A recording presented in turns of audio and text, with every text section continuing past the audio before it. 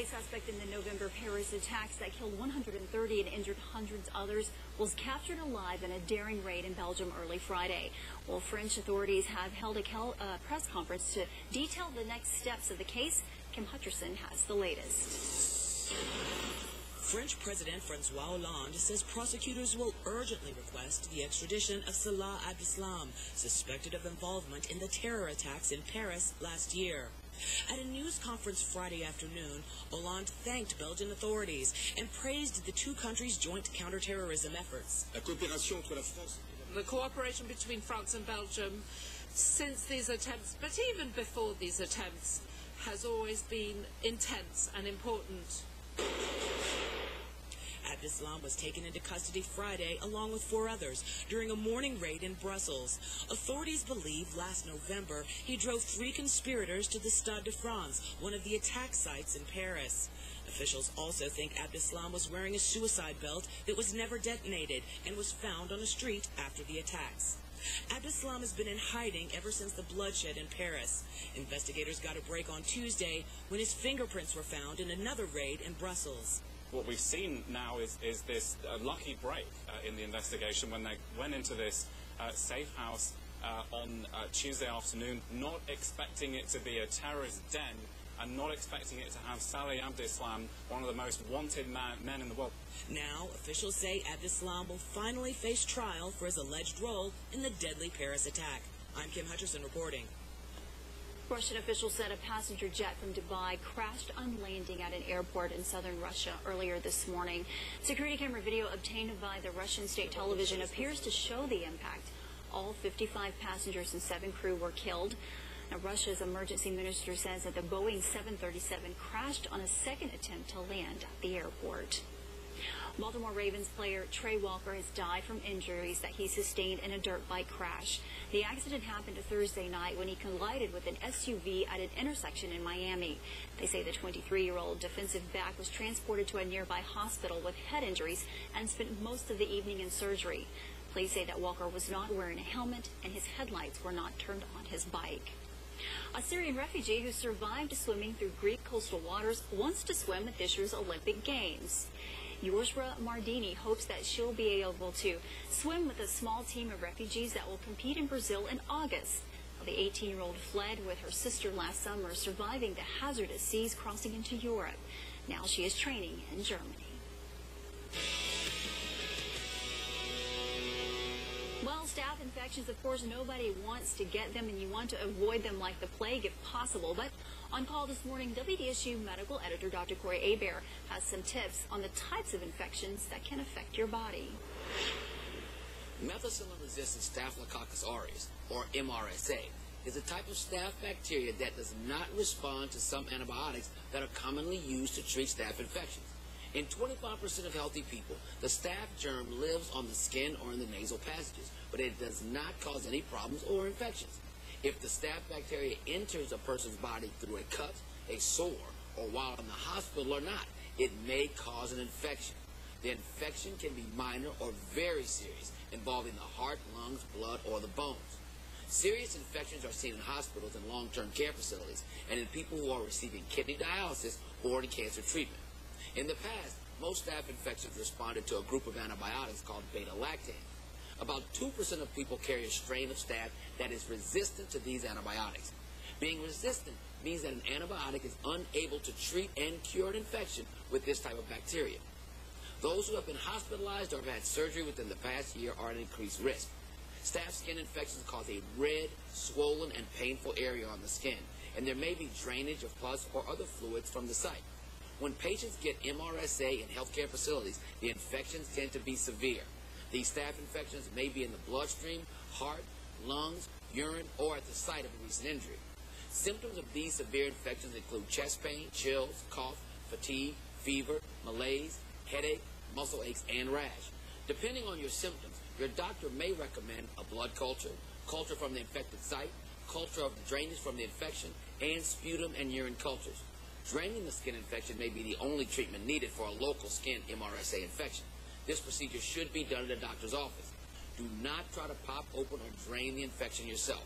Keep any sore or wound covered. And if you're given antibiotics, be sure to take all of the doses, even if you feel better.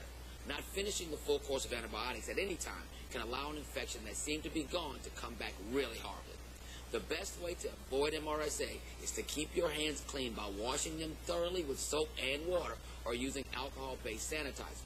Also, keep cuts and scrapes clean and covered with a bandage until they heal. And if you are visiting someone with MRSA at a healthcare facility, you should avoid touching catheters or wound sites. Wash your hands before leaving an infected person's room. And one more thing, if you actually happen to be the patient, make sure all those doctors, nurses, and other healthcare providers wash their hands before examining you as well. I'm Medical Editor Dr. Corey Hebert with your Weekend House Call.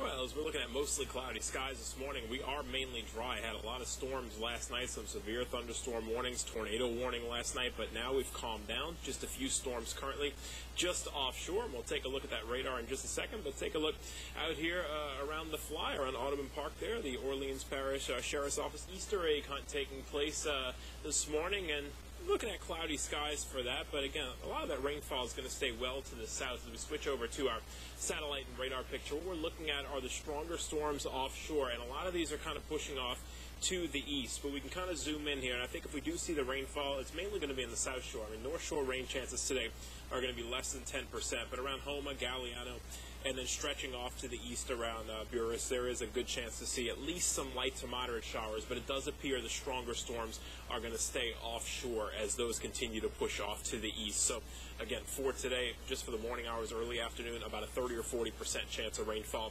and that's going to be on the south shore, but again, closer to the coast. 66 degrees currently at the airport, and we're looking at upper 60s down in Galliano, but for the most part, we're looking at kind of mid-60s across the area. We're not going to rise too much today with the cloud cover and the rainfall, so we'll get up to about 69 or 70 degrees. Once that front moves through by late this afternoon, temperatures are going to start to drop into tonight. So here's a look now at the wind speeds. The front hasn't quite gotten to Boothville and Grand Isle, seeing those winds out of the east, but we're starting to see those winds now out of the north and northwest. Baton Rouge, New Orleans International Airport over there in Kenner, seeing the north wind. So the front is actually pushing through. It's kind of draped right across the area right now.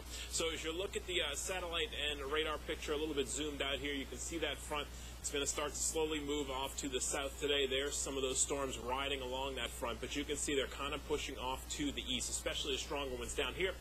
The area here in the left side of these storms, more of a chance to kind of skirt the coast here, but again, this is going to be the last wave of rainfall we're going to see from this particular system. Watch the forecast model here because it's really not showing much of a chance for rain, and a lot of it is going to be down here. Look at Buras there, stretching over to Dulac, a better chance to see that rainfall, and then maybe just some light showers on the south shore by noontime. That's about it. Watch as we go into this afternoon, still that chance for a couple of light showers. North shore, not much of a chance for rain. If we're going to see the rainfall, it's going to be south of the lake, and then that front pushes through by late this afternoon and evening. So by the overnight hours, we're all clear, and those temperatures are going to drop quickly into tomorrow morning. For today, we'll get up to about 69 or 70 degrees. That's about it. Isolated storms mainly south of the lake. Becoming breezy, though, by later on this afternoon. Once that front pushes through, we'll have that breezy north wind, 15 to 20 miles per hour behind that front. 42 degrees on the North Shore tonight, upper 40s, low 50s south of the lake. So much cooler for the next couple of nights. In fact, tomorrow night going into Monday morning, we could be close to the low to mid 30s in areas north of the lake. So we'll keep a close eye on that. Close to the freezing mark, a possibility north of the lake tomorrow night. So as you look at the highs, 62 tomorrow and 63 on Monday. We're back into the 70s by Tuesday and Wednesday. Nice little break from the rain, at least for 4 days, and then the rainfall starts to return as we head into Thursday and Friday. It looks like a front's going to swing through late Thursday night, heading into Friday morning. Farrah? All right, Jesse, thanks so much. Well, the Salvation Army helps people throughout the community. Now they need your help by supporting some upcoming fundraisers. Here this morning to tell us more is Major David Worthy and Edward C. Spooner. Well, good morning. Thank you for being here. Good morning. Well, we'll start with March. We have a big fundraiser coming up. Tell me about the fashion show. On Tuesday, it's the Ladies Auxiliary Fashion Show. There's still time to get tickets. I think the best way to do that is go to our website. Sure.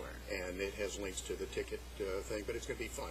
Both male and female models. I was personally very disappointed I was not asked to be a model. Well, we're going to have to change that next year. Yeah, I would think they're missing it. I know. Well, I'm sure we can find something great for you to model. And then also you have something in April as well. Right.